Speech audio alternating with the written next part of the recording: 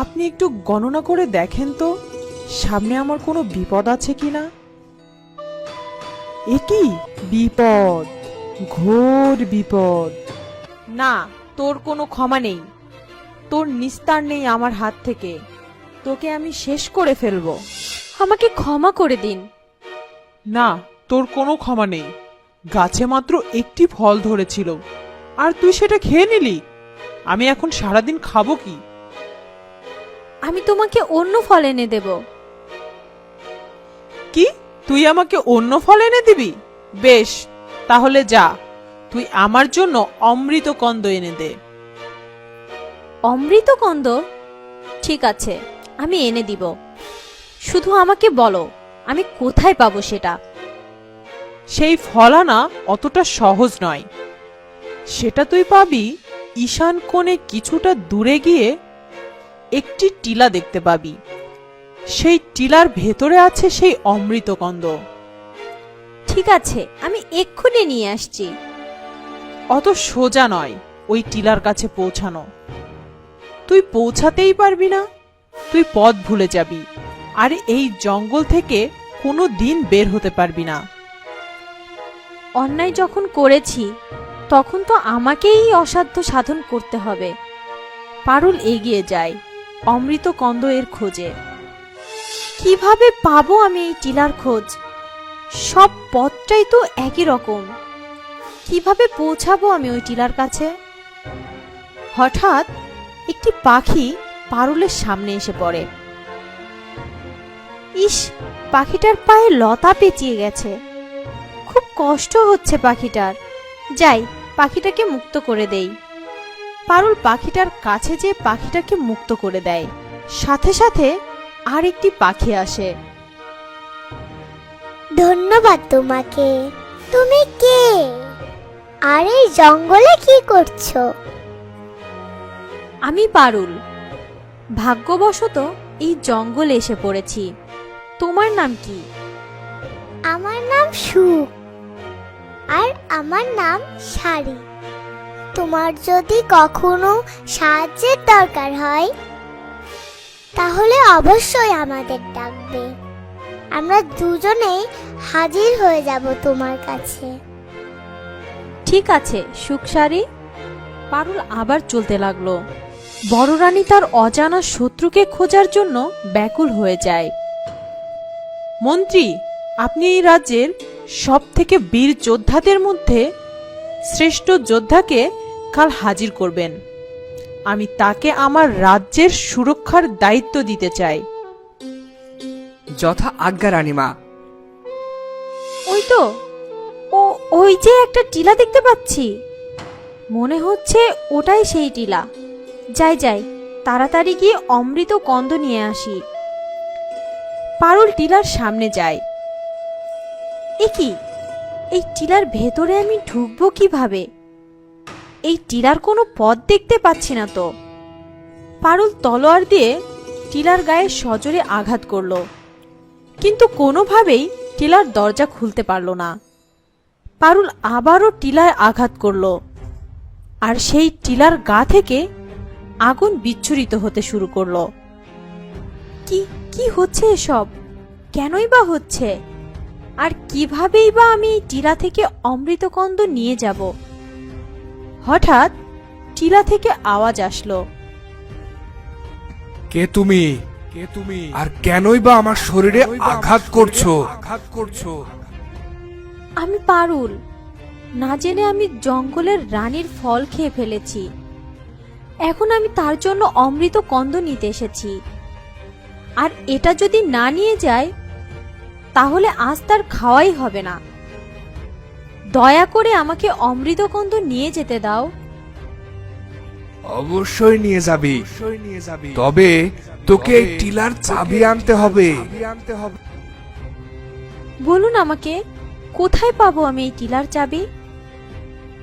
এই রাস্তা দিয়ে এগিয়ে যা, যেখানে আকাশ মিশেছে মাটির সাথে, সেখানেই পাবি তুই টিলার চাবি। এমন কোনো জায়গা আছে নাকি যেখানে আকাশ মাটির সাথে মিশে? বুদ্ধি করে খুঁজলেই পেয়ে যাবি। কিসে খোলে জীবন তালা, সেই চাবি যত্ন করে আনলেই এই দরজা তুই খুলতে পারবি। পারুল সামনের দিকে এগিয়ে যায়। কোথায় পাবো আমি এমন জায়গা, আর কিভাবেই বা আমি অমৃতগন্ধ নিয়ে যাব? পারুল সেই চাবি খুঁজতে খুঁজতে ক্লান্ত হয়ে যায়।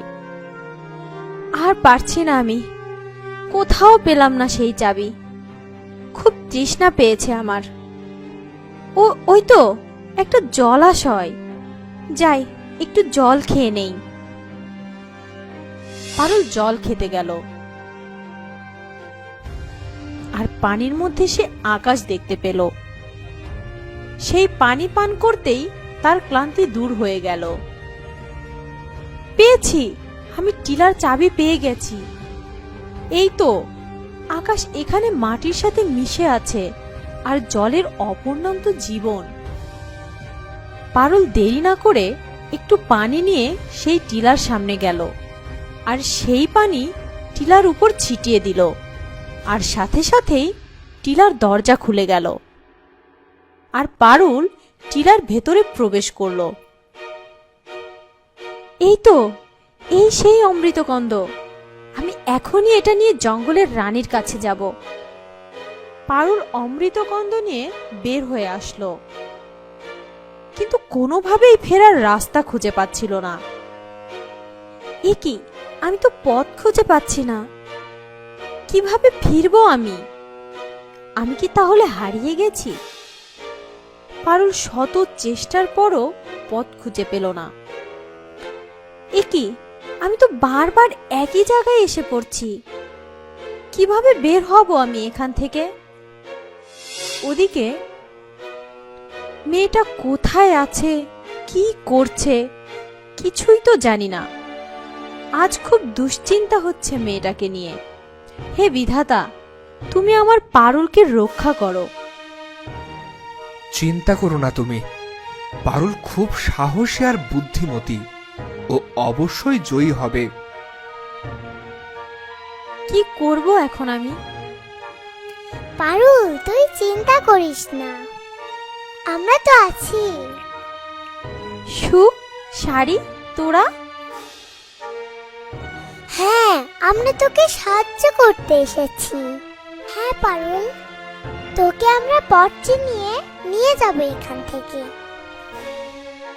পারুল সুখ শাড়ির সাহায্য নিয়ে সেই অমৃত কন্দ নিয়ে হাজির হয় জঙ্গলের রানীর কাছে। আমি খুব খুশি হয়েছি তোর সাহস আর বুদ্ধিমত্তা দেখে। বল তুই কি চাস আমার কাছে? আমি কিছুই চাই না, আমি শুধু আমার মাকে খুঁজে পেতে চাই।